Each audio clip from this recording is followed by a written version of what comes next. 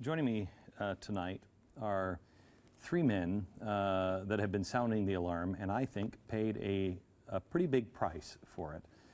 First guest is a man of honor and integrity and has great pride in our military. He recently withdrew from an invitation to speak at a prayer breakfast at West Point because of a couple of progressive groups and one Islamic group, CARE, said his views are offensive to Muslims. And in the end, he didn't want to shed any negative attention on the military, so he withdrew.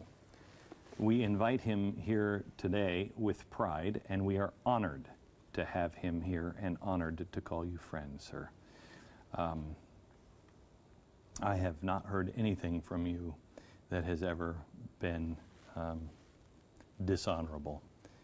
We might disagree from time to time, but never dishonorable. And I will tell you this, that I want to start the segment for all three of you guys. Well, let me just finish introducing everybody first. The general is here. Then you know this gentleman who has been with us for several months, and you have been doing all kinds of works for GBTV. You work at CBN, which allows you to say some of the things that nobody else is allowed to say. So we also have Frank Gaffney here, who is the founder of the Center for Security Policy, and he has been with us for I don't know how long, saying the hard things as well. You, Eric, have said the hard things for so long, and General, you have paid a heavy, heavy price.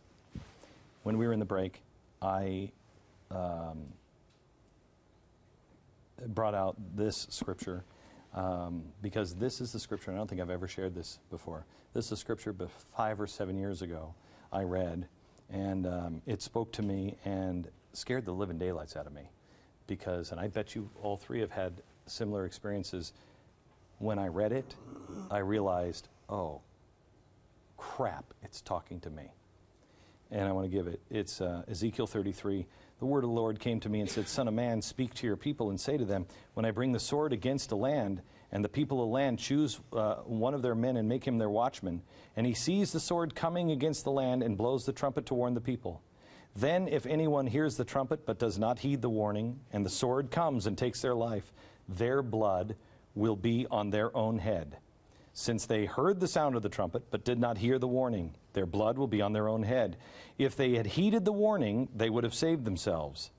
But if the watchman sees the sword coming and does not blow the trumpet to warn the people, and the sword comes and takes someone's life, that person will be taken because of their sin, but I will hold the watchman accountable for their blood.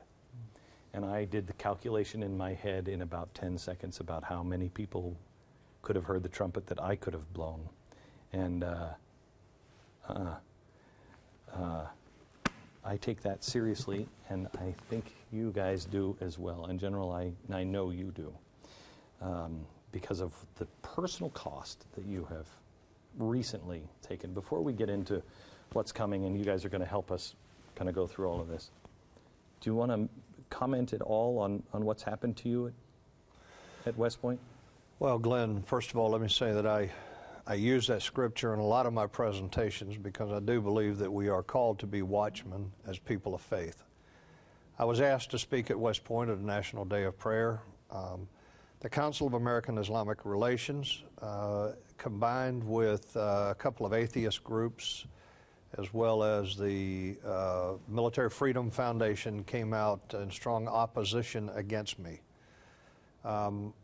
It became a very big news story. There was a lot of opposition. There was a lot of media associated with it. And so I spoke to the folks at West Point. And after a discussion with them, I decided that the Army is under enough stress right now. The leadership does not need to be diverted from what it really needs to be doing right now, which is taking care of our troops and their families. So I withdrew from this after a lot of soul searching, to be very honest with you, because I didn't want to give these people a victory. But I think it's indicative of the state of affairs in our nation today. And Frank and I were talking about it before we came on. After Nadal Hassan killed 13 people at Fort Hood and wounded another 27 or 28, the very next week they had Louis Safi, a known associate of the Muslim Brotherhood, who, by the way, Frank tells me is now in Syria leading the opposition, who came and gave cultural classes at Fort Hood.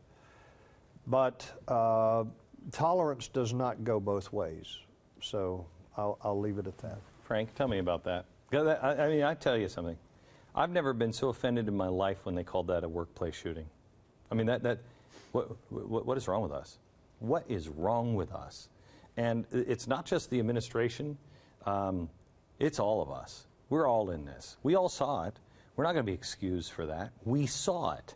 We tolerated it. We didn't speak up. And did the press really make a big deal out of that at all, Frank? I mean, give some of the details of what happened there and who's involved here. Let me back the lens up for just a second, if I can, to go back to Ezekiel. Because I don't know that it was the inspiration for this, but there's actually, in the U.S. Code, a felony offense that tracks with what the Lord said he would hold the watchman accountable for. If you know treasonous activity is going on, seditious activity aimed at destroying the government and Constitution of the United States, and you do nothing about it, that is a felony offense on your head, not just a crime perpetrated by the seditious sect. So you would be all of us. They're saying that we're seditious. They're saying that we're evil people, et cetera, et cetera. But we know of acts that they're trying to bring down the United States of America, and they are inside. They're inside the wire. And just to tie this all together, what has happened to Jerry Boykin and to a former member of Congress by the name of Fred Grandy, now associated with our organization, a radio talk show host, who lost his show, to Stephen Coughlin, one of the co-authors of our book with Jerry Boykin on Sharia, the Threat to America, one of the country's eminent non-Muslim experts on Sharia, who was prevented from performing a training session at the CIA because, again, of people like CAIR, the Council on American Islamic Relations, objecting. Ray Kelly, the Commissioner of Police in New York City, is right now having a crusade mounted for his job because he dared to show a film that portrays the truth about this enemy within, this seditious, what the Muslim Brotherhood calls civilization jihad, that they are absolutely, explicitly pursuing for the purpose, yes, of destroying our country and replacing our Constitution with this doctrine they call Sharia. And for the crime, if you will, of warning against it. For trying to say that this is going on and prevent it from running its course, people like Jerry Boykin are being slimed and, I think, slandered and silenced. And that mustn't be allowed to happen. I want to point out something, Glenn. And then we had Franklin Graham as well as Tony Perkins that were both disinvited. Now, I was not disinvited. I stepped down. But what I want to say this early in this program today. Frank and I have both said this. There are many Muslims in America that do not support Sharia.